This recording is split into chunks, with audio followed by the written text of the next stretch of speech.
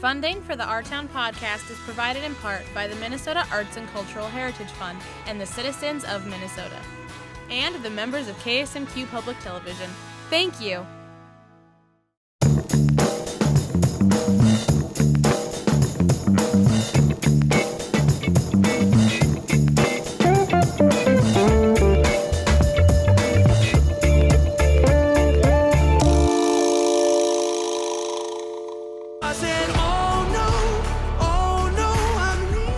Welcome to Our Town Podcast, a KSMQ Public Television show. I'm super pumped about our guest today because she's going to add some insight and how to connect with neighbors. Welcome to René Halasy. Oh, did I say that right? You said it right. Good job. Perfect. From RNeighbors. We're going to get a little back history of how RNeighbors got started and how you got involved, René. So give us a little bit of background on that. All right. So RNeighbors, for people who aren't familiar, is short for the Rochester Neighborhood Resource Center. And because that's a really long name, we're RNeighbors. It started in 2001, and it kind of grew out of the Kutsky Park having some neighborhood issues as far as absentee landlords and people coming in and buying houses and splitting them into four. And the Kutsky neighborhood wanted some help. And so they went to the city and they said, we'd really like some assistance to turn our neighborhood around. And the city didn't really have a department or any sort of mechanism to help the neighborhood. And so a mayor's task force was created, which is what we do in Rochester when we want to solve a problem. We make a mayor's task force. And out of that grew a nonprofit called the Rochester Neighborhood Resource Center. So we've been around formally since 2001. And really what our goal is to create different resources, whether those are programs or whether they're partnerships, to get neighbors out of their house and interacting with each other, to develop those relationships.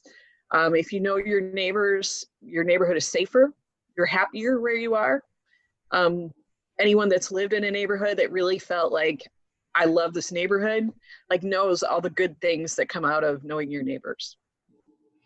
That's interesting. So is it a part of the city or it's separate?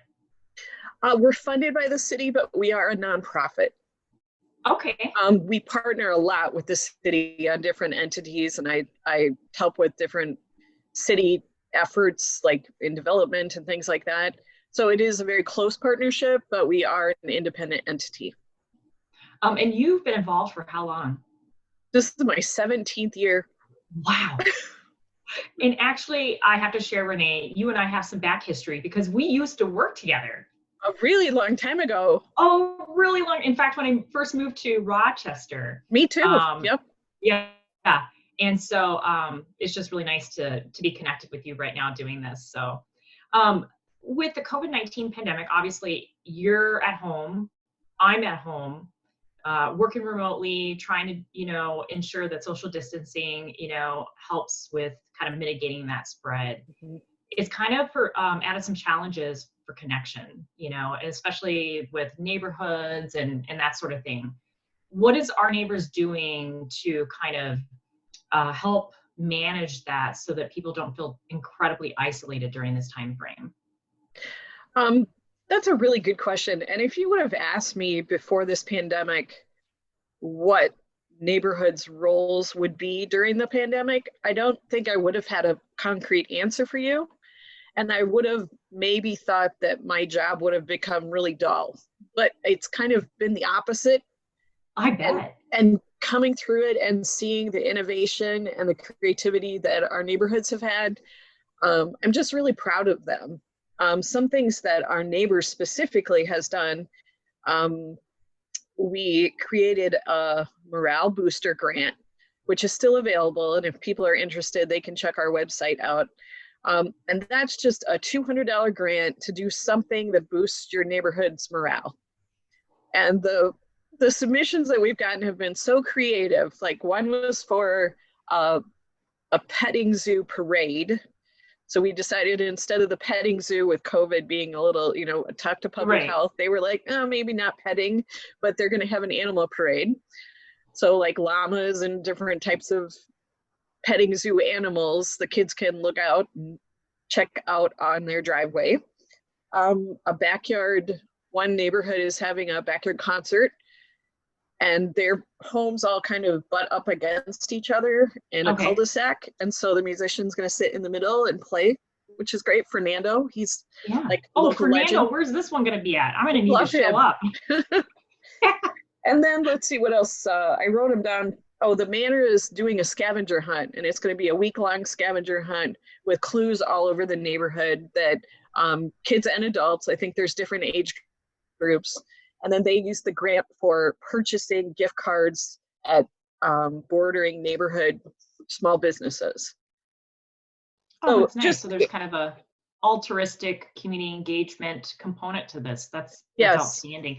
And so here's one thing that I wanted to talk to you about when we asked to have you on the show, because I think this is something that I reflect on occasionally. You know, back in the day, we used to have a lot of front porches. People come out to the front porch and they would engage and connect with people. Someone would walk by, you know, people would say hello, that sort of thing. And it seems like that, you know, in the last decade or so or more, people have been more focused on kind of isolating to the backyard. And now we have back porches and people aren't in the front, you know, interacting and engaging. When this pandemic started, I noticed a major shift in that. Absolutely. More people are sitting out front again, pulling out their chairs, you know, having bonfires in their driveways, social distancing, but engaging. What are your thoughts around that? And do you think that this is going to be a catalyst for more engagement and neighborhood connection? Wouldn't that be a great thing? It would. I have definitely seen that as we have a front door project where we've been going around and taking pictures in different neighborhoods, and we're working with the United Way, and we're collecting narration to go with each picture. And so some of the questions are, what has been the hardest thing for you through this? Or what has helped you get through it? Some different questions like that, just to add context to the pictures. And the answers that people have been giving, a lot of them, totally not prompted by me, have talked about how their neighbors have been such a huge support going through this COVID-19. We've had a couple of brand new parents with babies involved, and they said, you know, their family can't come and see the baby, but just knowing that their neighbors were there to support them and, you know, wave at them and helped them feel like they weren't just parenting by themselves. So some of the stories, some of the stories that we've collected through this project, I'm just so excited to get out in the public, because I think through this COVID thing, we may have realized we have more in common with our neighbors than we might have thought before. What a tremendous thought, you know, with that connection, just how relatable we probably all are if we're, you know, open to that connection. So that's interesting, because that was going to be my next question of what are some of the common themes in the neighborhood associations and what you're hearing from community members of the morale in our communities. You know, how are people reflecting and feeling right now? It's interesting. I'm really glad we're actually working on this front door project photo thing, because from the neighborhood associations themselves, I haven't heard a lot from, and usually I'm communicating a lot with them. I think people are just kind of so maxed out with the stress that they're dealing with that they're not able to, you know, they're all volunteers. So they're not able to, well, let's plan some big virtual event, or, you know, let's pour my brain power into doing something, because I'm really stressed, so I don't have that capacity right now. But when we're going out and talking to people with the photos, there is the fear, people are scared, people are confused. We've heard that a lot from people, as far as, I'm not sure what to believe. When I watch, you know, different news, I'm just not really sure. But then there's also that real underlying message of hope that everyone seems to have.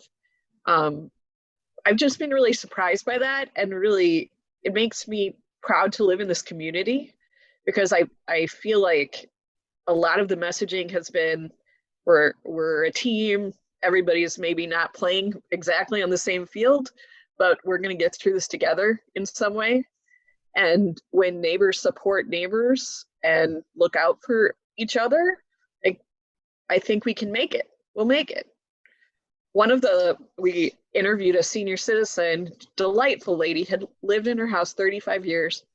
And when we asked her, what's a feeling that you're feeling right now through this COVID experience? She said, I feel pampered. My neighbors have taken such good care of me, done my grocery shopping, and gotten me meals. She said, I feel pampered. Oh, and she awesome. Was scheduled, it really is awesome. And she was scheduled to move into the charter house right before this happened. And because of COVID, then she had to stay in her house. And I'm sure in the future she'll get to move to charter house, but things are kind of upside down right now. And that was nice that she had that security, that she felt like, her neighbors were supporting her in this strange time. We need more of that. You hear those stories and experiences that people have, with those connections, and you just think, we definitely need more of that.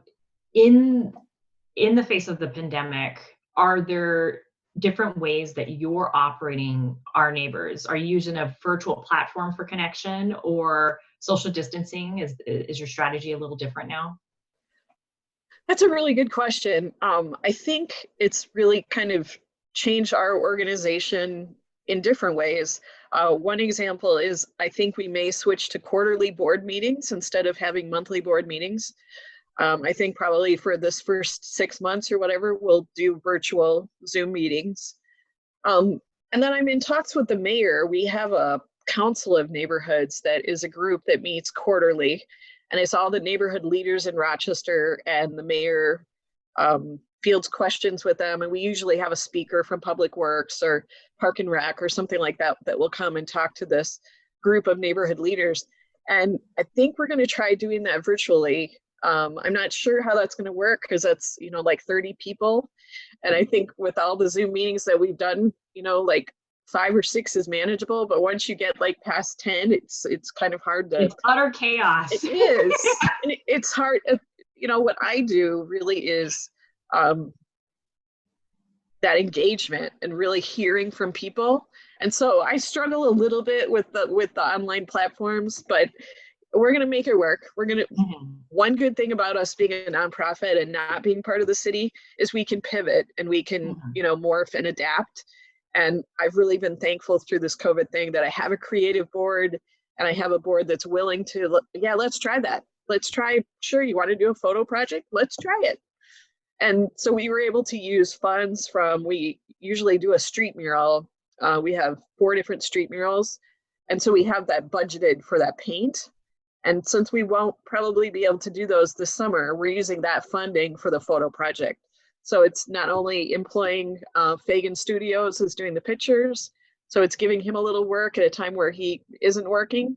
And then just the partners, the fabulous partners that we have. If I read them all off, it would take 20 minutes, but a really community organizations that stepped up and said, hey, we want to be a part of that too. So can you tell me a little bit more about that photo project? I know is this the front door one that? Yep. Okay, so yeah, can you please share more about that? It all started, I love stories, like origin stories, right? It all started, the mayor's daughter in Massachusetts participated in a similar project, but there wasn't the narration and it wasn't necessarily about COVID.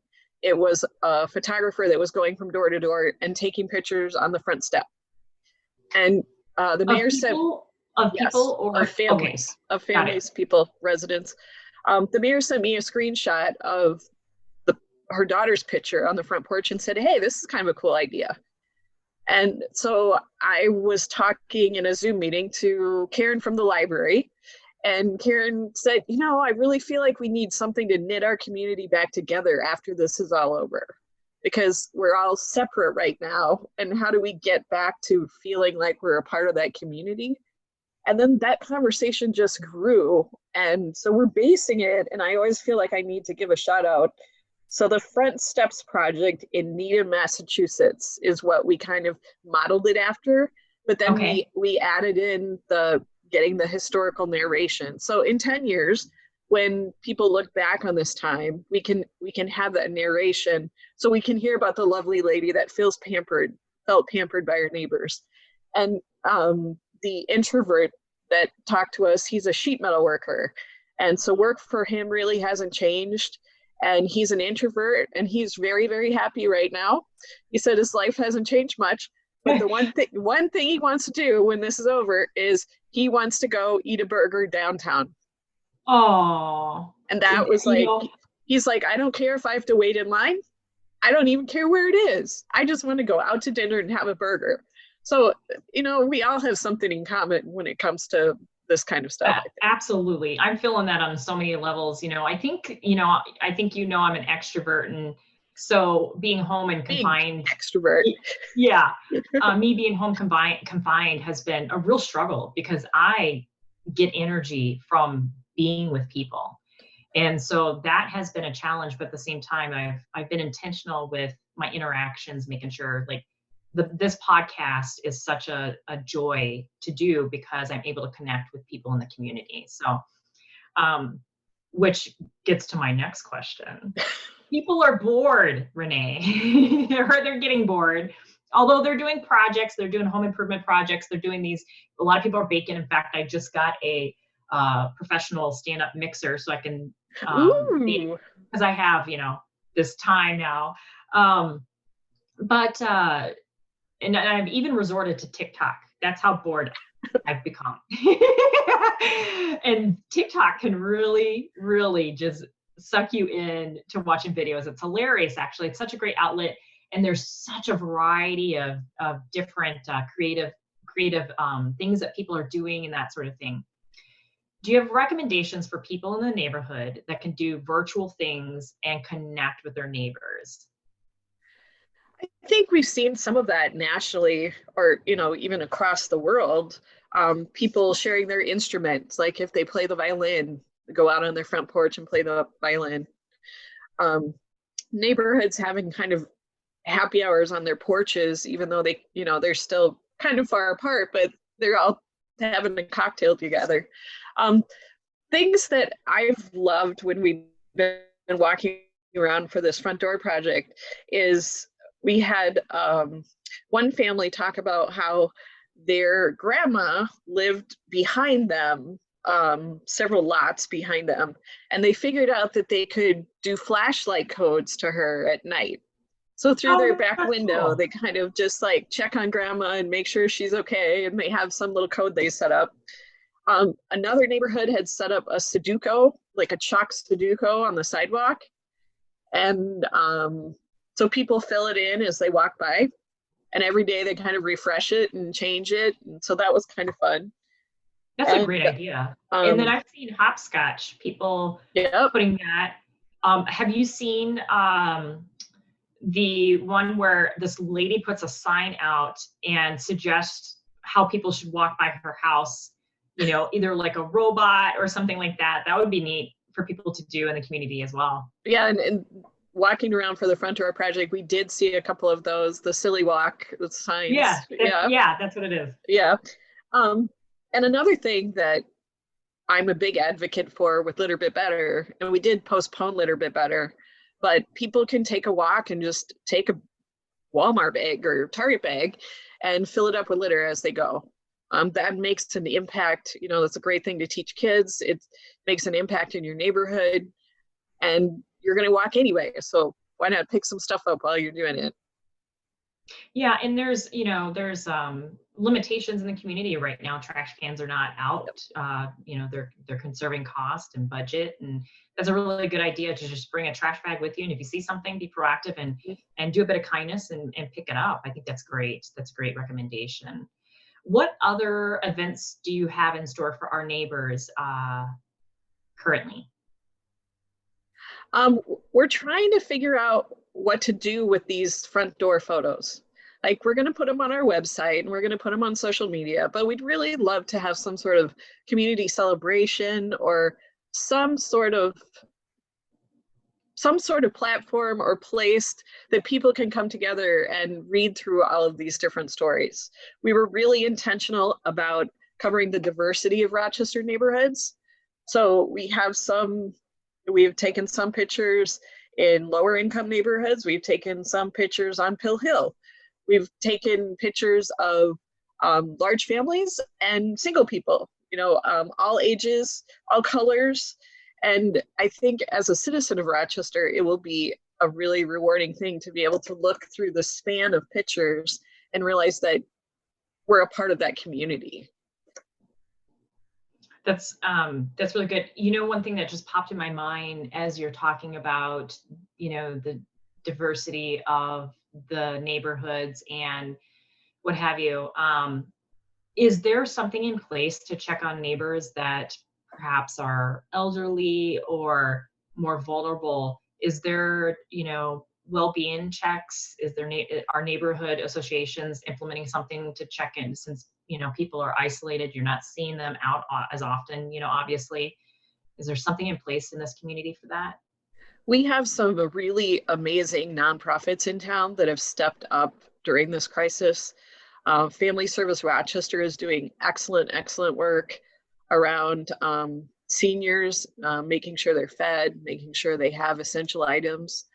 And there are more informal networks. There's the formal networks, the organizations like Channel One that's doing amazing things also. I really could go on and on about how impressed I've been with nonprofits through this COVID-19 experience. Yeah, they have really shown up, haven't they? They really have. Yeah. They've been innovative, they've partnered, they've been selfless. I think a lot of times as organizations, we can be a little bit like, well, this is my mission and I can't bend that. And through this experience, nonprofits have been very willing to okay, how do we figure out how to make all this work? So that's a huge kudos to the nonprofits in town. But in addition to the things that Family Service Rochester and Cradle to Career and all sorts of different organizations are doing, there's those informal networks that neighborhood folks are helping with their neighbors. And like I said, we've seen a lot of those kind of stories, as we've gone through the Front Door Project. If a neighborhood wanted to start an association, can they go through our neighbors to kind of get a framework and implement that? Absolutely. That's part of what I do. The Elton Hills neighborhood is brand new. Yeah, that's brand outstanding. New. Yeah. And they, for their grant, the mini grant that they got from us, they used it for a logo contest because they're a brand new association. And so they put it out in the neighborhood, they put signs up everywhere, and they're using the grant money for rewards. So first, second, third place get some sort of prize. I always want to tell people that neighborhood associations are different than townhome associations, because sometimes people, as soon as they hear that association word, they get really I don't want someone to measure my grass or tell me what color to paint my house. Or pay a fee or something like that. Right. And that's absolutely not what neighborhood associations are. It's free to be a neighborhood association. We add you to our map. We work with the planning department to figure out boundaries that make sense. And then you can tap into the resources that we offer, the grants and different things like that. And becoming a neighborhood association, I always tell people to keep it simple, that it doesn't have to be really complicated. I think people look at the really established neighborhoods like Kutsky Park and Slatterly Park that have boards and, they're really involved with development projects and things like that. And the average neighborhood association does social things, and they figure out ways to support their neighbors. They do upkeep in the park, things like that. So those are standard neighborhood association things, activities. Don't get scared by the big, really well-established neighborhoods that do really cool things like Art in the Avenue, because you're not going to start out and be like that. So just keeping it simple and contacting me, and I'll help you, give you steps. I think we're now at 25 really well-established neighborhood associations in town. And they all have different personalities. That's fun for me. And people can connect on your website to get information on those associations. Absolutely. If they don't know that it exists. So what are the advantages for a neighborhood association, reducing crime, is there a connection there with, the local law enforcement with these associations? Absolutely. Once a neighborhood association is established, I make sure they're connected with the police department, as far as some neighborhoods have regular police personnel that will monitor their neighborhood. And then once they're linked with them, if there's a problem like neighbors are leaving their garages open and there's been a lot of thefts in garages, the association leader can send out an email to the contact list and say, hey guys, don't forget to close your garage. So simple things like that. Also, just being connected gives a neighborhood group limitless possibilities. They can have neighborhood-wide garage sales. They could, do potlucks. Of course, all these are going to have to be modified with COVID-19 for a little bit, but just having that connection, having everyone on a contact list. Then if there's a really unsafe intersection and you want to reach out to Public Works, you have this, you're speaking as one voice instead of 1,000 different voices all screaming about something. You can use all the brains and you can speak as one voice to the city and say, hey, could we look at this intersection? Our neighbors are concerned about it. Mm-hmm. What do you envision next steps for our neighbors? I mean, we're moving into a new normal, with COVID-19 pandemic and, different ways and how we all interact and engage in a community. So how is our neighbors going to adapt to this new normal? That's a really good question. I think we'll continue to be flexible and pivot as neighborhoods come to us and say, we're trying to sleuth out this problem. Is this something that you can assist with? Because what we've found is when we hear from one neighborhood that they're having that problem, there's other neighborhoods out there that are having the same problem. So once we hear from a neighborhood, we'll talk about it as a board and we'll work with the city if need be and figure out how do we make a resource or how do we make a project that helps with that issue. So I think we'll just continue to pivot as this COVID-19 thing moves forward, and we'll figure out what fits best for Rochester neighborhoods. That's awesome. I really appreciate you, Renee. And my final very, very, very important question is, what's your favorite taco? Of course you would ask a taco question. Right? I gotta know for all my guests that come on the show. I gotta know what their favorite taco is. I'm hoping you love tacos. I am absolutely a fan. I found a new restaurant through this COVID-19 thing in the Miracle Mile that I really love their tacos. So they have great chicken tacos. What place is it? I think it's called Los Jarritos. Oh, I saw that. I'm gonna have to check that out. Oh, and they have the best cheese dip. I love the queso cheese dip. You cannot go wrong with queso cheese dip. We have so many good taco places in town. And 10 years ago, I don't think we did, but we do now.